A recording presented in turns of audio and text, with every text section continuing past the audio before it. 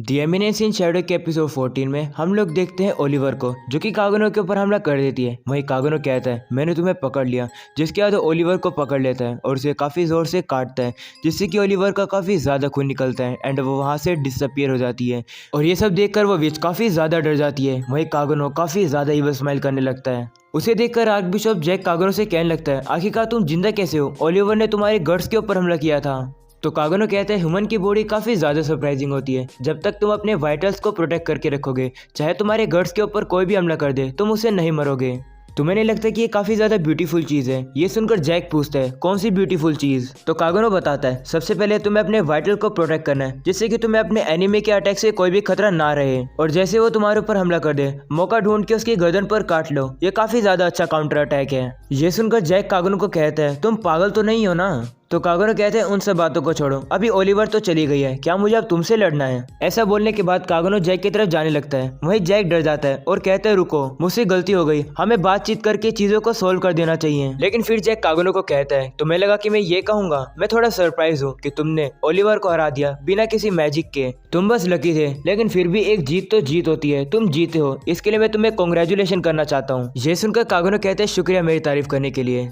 ये देखकर जैक गुस्सा हो जाता है और कागनो को कहने लगता है इतना घमंडी मत बनो, तुमने सिर्फ एक क्लोन को हराया है। ऐसा बोलने के बाद जैक अपना मैजिक यूज करके वहाँ पर काफी सारी ओलिवर को बुला लेता है। ये सब देखकर तो वो विच भी हैरान हो जाती है और अब सभी ओलिवर कागनो के ऊपर एक साथ हमला कर देती है। तभी कागनो अपनी राइट आंख खोलता है और कहता है मुझे माफ करना, तुम्हारा अब टाइम खत्म हो गया। ऐसा बोलने के बाद कागनो अपने पावर का यूज करके कुछ ओलिवर को मार देता है। वहीं ये सब देखकर जैक काफी ज्यादा हैरान हो जाता है और कागनो को कहने लगता है ये तुम्हारी कौन सी मैजिकल एनर्जी है, क्या तुम आर्टिफैक्ट का यूज कर रहे हो? लेकिन जैक कहने लगता है ये मत कहना कि तुम स्लाइम का यूज कर रहे हो, आखिरकार ऐसा कैसे हो सकता है? तुम आखिरकार मैजिक का यूज कैसे कर पा रहे हो?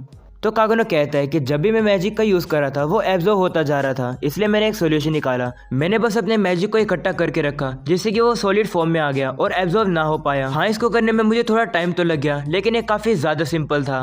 ये सुनकर विच कागनो को कहती है ये सिंपल था?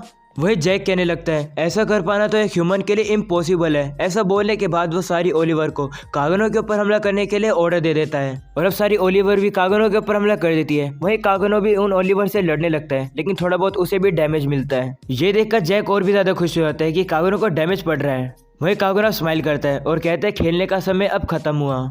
जिसके बाद कागनो विच को कहने लगता है कि तुमने कहा था ना कि हमें होली स्वॉर्ड को निकालना पड़ेगा उन चेन्स को काटने के लिए, ताकि हम लोग मैजिकल कोर को डिस्ट्रॉय कर पाए। लेकिन क्या होगा कि जब मैं इस पूरी जगह को एक ही बारी में उड़ा दूं, तब भी रिजल्ट सेम ही रहेगा। ऐसा बोलने के बाद कागनो और भी ज्यादा पावर अप होने लगता है। ये देखकर विच भी कहने लगती है आखिरकार किसी के पास इतनी पावर कैसे हो सकती है? वहीं कागनो कहने लगता है आई एम ऑल रेंज। तभी अचानक से एक ओलिवर कागनो के दिल के ऊपर जाकर हमला करती है। वहीं कागनो उस ओलिवर के कान में एटॉमिक बोलता है और तभी वहां पर एक काफी ज्यादा ब्लास्ट होता है और ये ब्लास्ट जमीन से निकलता हुआ बाहर जाता है और पूरे शहर में दिखता है। वहीं शैडो गार्डन भी इस अटैक को देखती है और एलेक्सिया और बाकी लोग भी इस अटैक को देखकर काफी ज्यादा हैरान हो जाते हैं।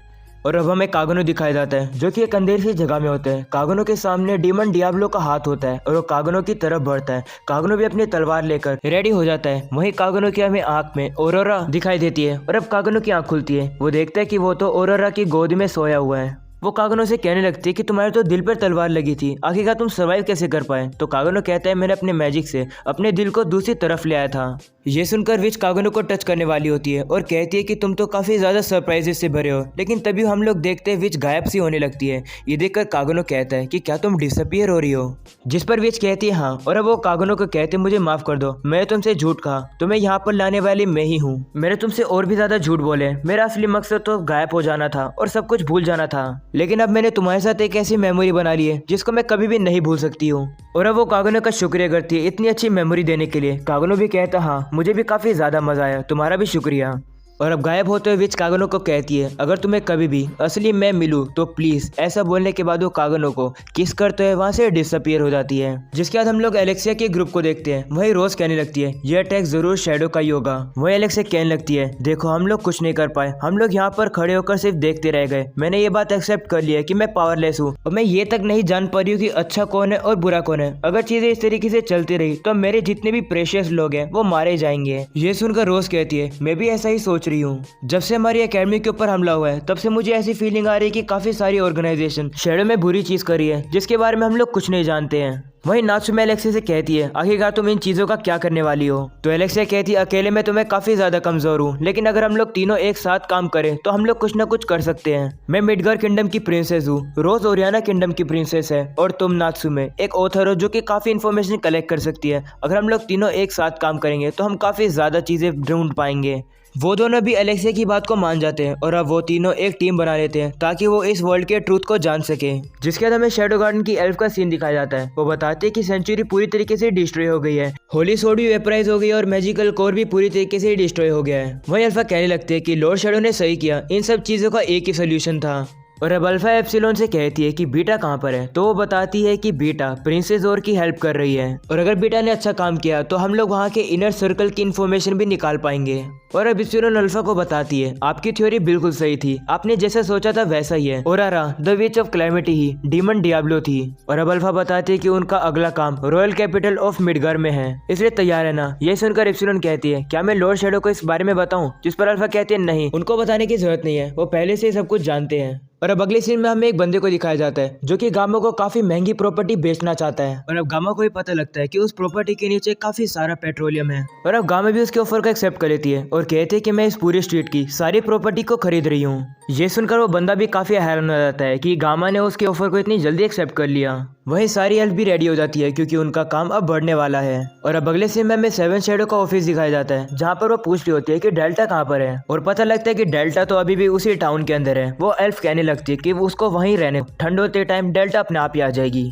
तभी वहाँ पर अल्फा भी आ जाती है और वो सभी सेवन शैडो को देखकर उसे उसके बचपन की याद आ जाती है। वो याद करती है कागोनो के साथ खड़ी होकर एक टेम्परेरी बेस को देख रही है जिसके अंदर सारी सेवन शैडो है, जहाँ पर वो अपनी ट्रेनिंग कर सके। कागोनो अल्फा से कहता है कि क्या तुम सही में इनको ट्रेनिंग कराओगी, पर अल्फा कहती है हाँ, अगर हमें कल्ट ऑफ डियाब्लो से लड़ना है तो सभी को काफी ज्यादा स्ट्रॉन्ग बनना पड़ेगा। ये सुनकर कागोनो कहता है अगर ऐसी बात है तो मैं इन सभी को अपनी विजडम दूंगा और इन्हें थोड़ा बहुत लड़ने का तरीका सिखाऊंगा जिससे कि अपना सेल्फ डिफेंस कर पाए। और अब सीन वापस से प्रेजेंट का आता है। गामा अल्फा को बताती है कि हमें ओरियाना किंगडम से एक मैसेज मिला है। वो बताती है कि रॉयल चांसलर पर्व एसल्ट मिडगार किंगडम की तरफ बढ़ चुका है। ये सुनकर अल्फा कहते हैं तो अब सब शुरू होने वाला है। और अब अगले सीन में हमें एलेक्सिया और आइरिस का सीन दिखाया जाता है। आइरिस को ये पता लग जाता है कि आर्क बिशप जैक ही कल्ट का एक मेंबर था। तो एलेक्सिया कहती है इससे ज्यादा मैं नहीं जानती हूँ क्योंकि सारे एविडेंस मिटा दिए गए हैं और सेंचुरी में जाने का रास्ता भी अब बंद हो चुका है, और वैसे भी इतनी बड़ी सेंचुरी को लोगों से छुपा के रखना काफी ज्यादा मुश्किल बात है, यानी कि ये काम कोई काफी बड़ी ऑर्गेनाइजेशन ही कर रही है। इसलिए एलेक्सिया आइरिस को कहती है कि हमें डिवाइन टीचिंग को इन्वेस्टिगेट करना होगा।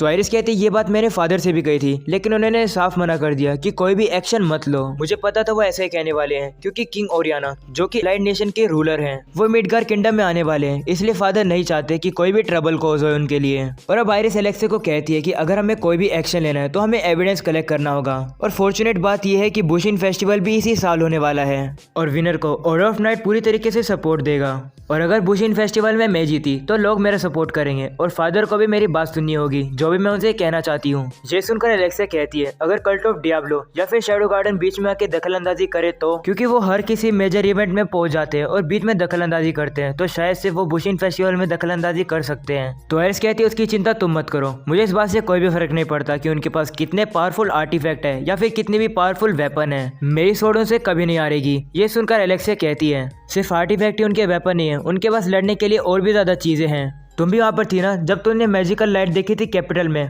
कोई भी इंसान ऐसे तरीके की पावर को प्रोड्यूस नहीं कर सकता है, इससे पता लगता है कि वो कितने ज्यादा स्ट्रॉन्ग है। और इससे यही प्रूव होता है कि वो लोग एक आर्टिफैक्ट का यूज कर रहे हैं जिससे कि वो इतनी ज्यादा खतरनाक मैजिकल एनर्जी को स्टोर करते हैं। ये सुनकर आइरिस कहती है मुझे पता है वो कितने पावरफुल है, मैंने अपनी आंखों से ही देखा है और इसलिए मैं उन लोगों से डर नहीं सकती हूँ, इसलिए मुझे बुशिन फेस्टिवल में जीतना होगा। जिसके बाद आइरिस एलेक्सिया को कहती है कि मैंने तो तुम्हें सेक्रेड लैंड पर आर्क बिशप को इन्वेस्टिगेट करने के लिए भेजा था, लेकिन तुम वहाँ सेंचुरी में कैसे पहुँच गई। तो एलेक्सिया कहती है मैं उन लोगों का पीछा इसलिए नहीं कर रही थी क्योंकि मैं करना चाहती थी, वो तो बस इवैक्यूएशन प्रोसेस में उन्हीं के साथ मैं फंस गई। और अब बात को घुमाने के लिए एलेक्सिया कहती है मैं नहाने जा रही हूँ और अब वो वहाँ से चली जाती है। और अब आइरिस सोचने लगती है कि जो क्रिम्सन नाइट मैंने बनाई थी मुझे लगा कि उसमें काफी स्ट्रॉन्गेस्ट मेंबर हैं, लेकिन वो लोग भी हार गए और अब मेरे पास और कोई भी चॉइस नहीं है, मुझे बुशिन फेस्टिवल को किसी भी हाल में जीतना होगा। और अब एंडिंग में हम लोग रोज को देखते हैं जो कि ट्रेनिंग कर रही होती है एंड अब तभी उसे याद आता है एकेडमी का वही सीन जहाँ पर शैडोज को बचाने आता है। वो कहने लगती है कि शैडो का जो फेंसिंग स्टाइल था वो कुछ ज़्यादा ही ब्यूटीफुल था। और अब रोज वापस से ट्रेनिंग करने लगती है। तभी अचानक से उसे काफ़ी दर्द होने लगता है। वो देखती है कि उसकी छाती पे तो एक निशान बन चुका है। उसे देखकर वो काफ़ी ज़्यादा हैरान हो जाती है। और यहीं पर हो जाता है ये वाला एपिसोड खत्म। तो गाइस पसंद है तो लाइक करना, चैनल को सब्सक्राइब करना। मिलते हैं इसके नेक्स्ट एपिसोड में, तब तक के लिए पीस आउट।